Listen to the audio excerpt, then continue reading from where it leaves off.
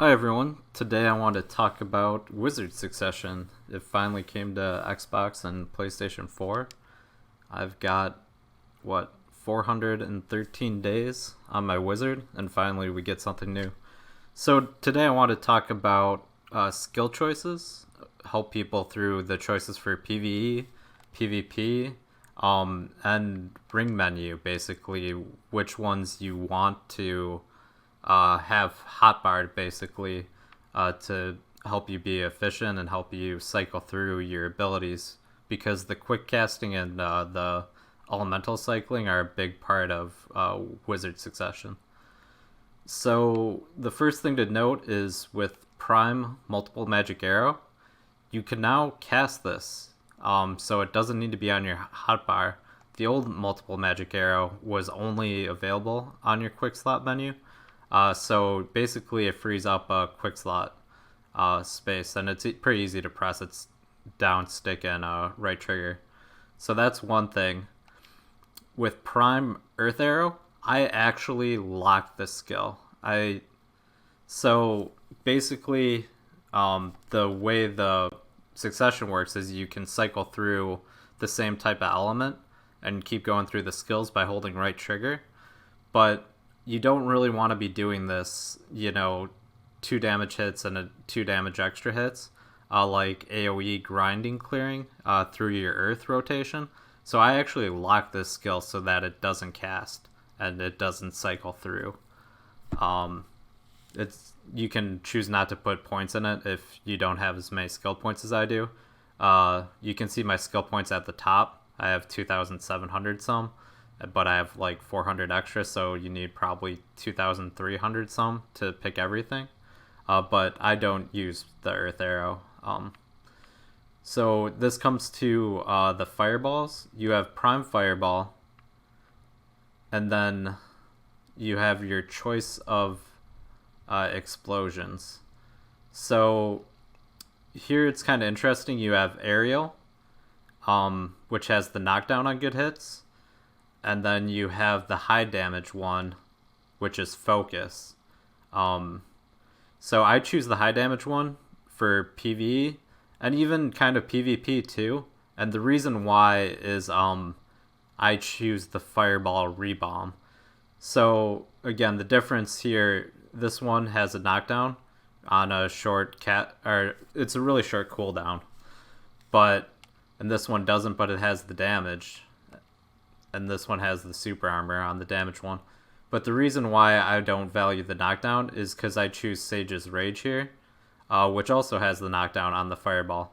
And the main reason for this is when you cast it off the ring menu, the normal one, the normal Fireball, basically, the way it ends up working out is the normal Fireball, you have to actually cast even if it's on ring menu.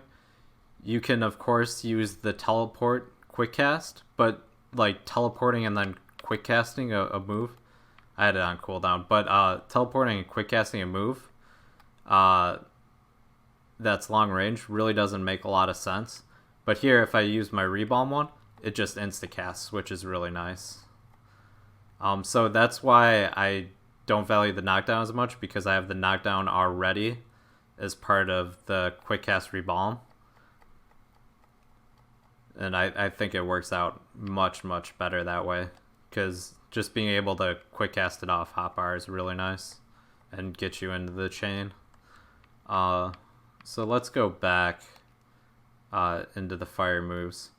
Again, the thing you're giving up is the heal, which the heal, it's good, but like in a 1v1 scenario, a heal on that long a cooldown really isn't going to make a difference.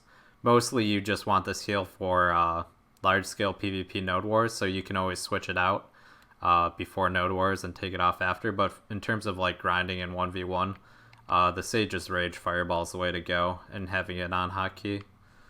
And again, I choose the high damage explosion because I've already got the knockdown on the Sage's Rage Fireball.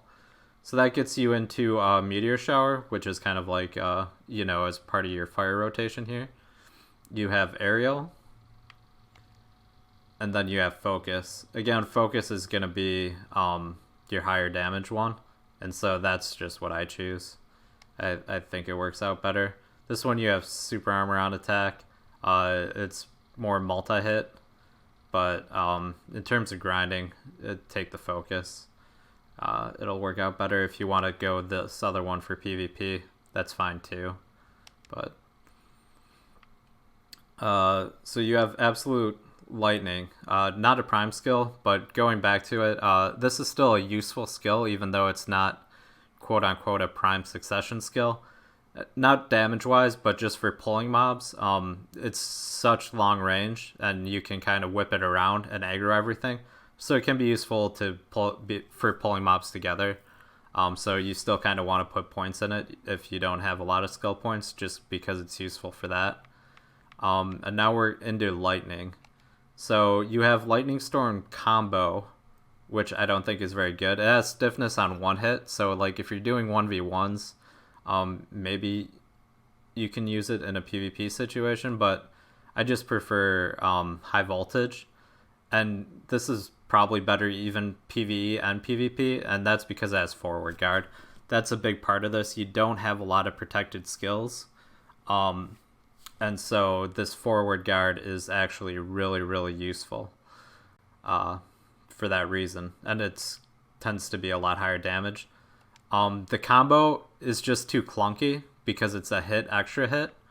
And the reason why is because with lightning, you only have the choice between absolute and prime. So you want to go prime to keep the elemental chains going. But this lightning has a hit, extra hit effect too. It has that kind of 1-2 punch. It has the stun on one good hit. So because your prime lightning is already kind of that combo split up thing where it's hit, extra hit, having it on this too feels way too slow, way too clunky. So I much rather prefer to have the high voltage prime lightning storm, and I keep this on hotkey. The lightning on hotkey kind of quick casts, but the way the cycling works is that it goes lightning, then it goes down to residual lightning, then it goes to lightning storm, and then it ends all the way at your voltaic pulse. But you want to get a voltaic pulse a lot quicker because your voltaic pulse has evasion rate reduction on the hits. So because having lightning on hotkey basically puts voltaic pulse at the end, whereas lightning storm puts voltaic pulse second, it feels way better to do this. Plus, again, your lightning storm, high voltage, has that protection built into it. So that's why I choose this. And you see it goes at voltaic second, and then it goes through some of the other lightnings.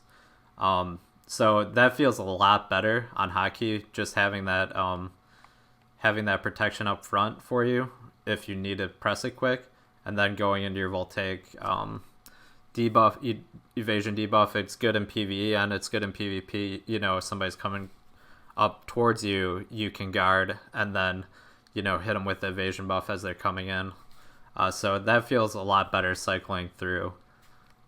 So let's go back into skills now.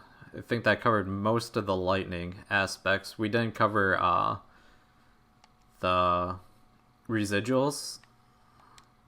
So, actually, did we? So with the residuals, again, I just choose high voltage instead of the combo.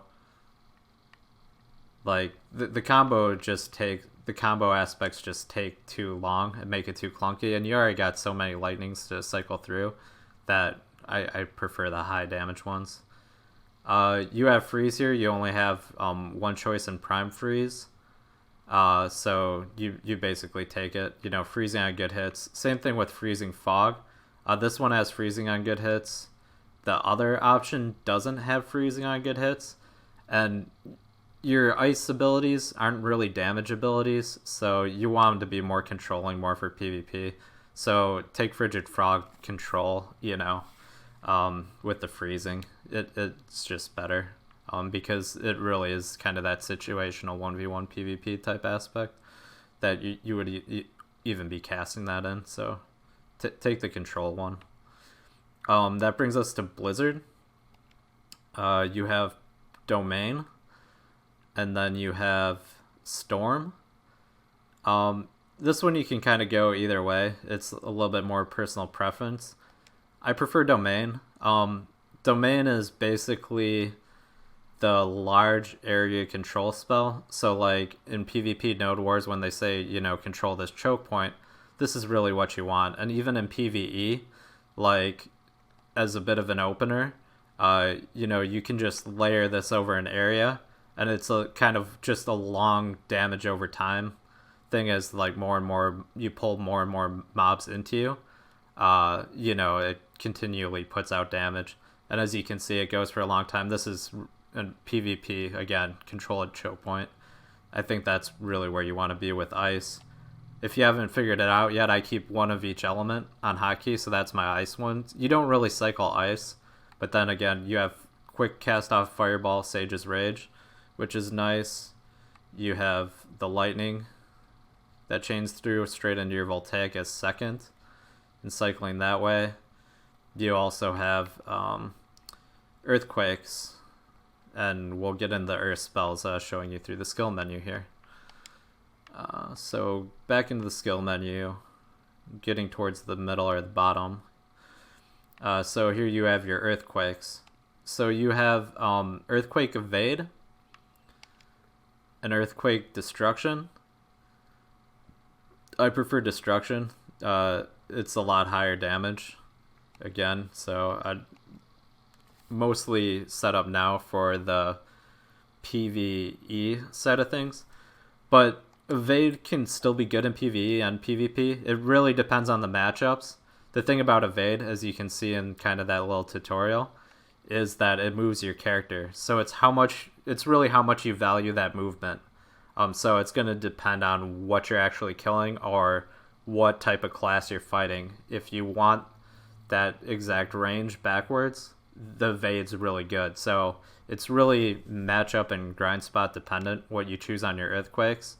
And for some people, it's going to be really dependent that way. The earthquake, I would say this one's nice because it does pull monsters into you. Kind of towards the bottom there, you can see pulls in targets on good hits. That's why I use it for PvE, and that's why I keep on hotkey, because like as an opener, you can't really tell because I'm just at this wooden horse, but it pulls everything in towards you and into your AoE spells. So that's why I prefer it for PvE. But if you want the other one for PvP, if you value that kind of movement, again, it may help or hurt you depending on the class you're fighting. It is an option to be aware of. So here we have Earth's response, and this again is going to be a little bit of a personal preference because again, this is a movement thing. And the different ones have both different movements and kind of different hit patterns. So this is really going to be personal choice. I would recommend you play with them yourself because basically people are going to have different opinions based on what they're hunting and who they're fighting. The thing to note is this one doesn't have a cooldown, so this one you can spam. But it has less effects while it's on cooldown. So the floating, you only get the floating when it's off cooldown, but you can still use it when it's on cooldown, basically. And this one's got a hard cooldown, but you get a little bit more damage out of it. So that's why I have it selected here for PvE. But both are good. Again, both have minor differences. So here you come to your prime choices between witch and wizard skills. The thing to really pay attention here is the evasion debuffs. So you have evasion debuffs on voltaic, and you have an evasion debuff on aqua jail. The problem again is that the ice spells, when you're actually grinding, don't really help you that much when you're doing your quick casting rotation with right trigger. So in terms of grinding, I go Voltaic, and again I showed you how to get that Voltaic to go off second in your lightning combo. You can always hardcast these. These are basically hardcast off your Y. So up Y and down Y are your casting options. Basically, Y used to be what you would switch to get into Awakening. Now you use it to actually cast your spells. And on the wizard, basically you can get quick cast off teleport. But I prefer Voltaic here as part of a good lightning combo, and then the equilibrium break as part of the earth combo, and rotating through with pulling them together with earthquake, and then hitting them with this prime equilibrium break, because you don't necessarily need both the evasion debuffs. Aqua Jail, I would say, is really useful in PvP, but again, a lot of it comes down to quick casting, and the only way you're really going to quick cast Aqua Jail is off your teleport when you're a wizard. If you're listening to this as a witch, there's slight differences in the passives between witch magical evasion and wizard teleports, so that might be a little bit different. But Aqua Jail's still good on a wizard, but you basically have to teleport cast it. If you don't know what I mean by like teleport casting, basically after you teleport, your cast is free. So that Voltaic went off basically super fast. Whereas when I don't teleport, I have to spend that cast animation. You saw the bar go through at the bottom. So again, when I teleport, no cast bar at the bottom. But when I sit here and I just press the button, I have to spend the bar at the bottom.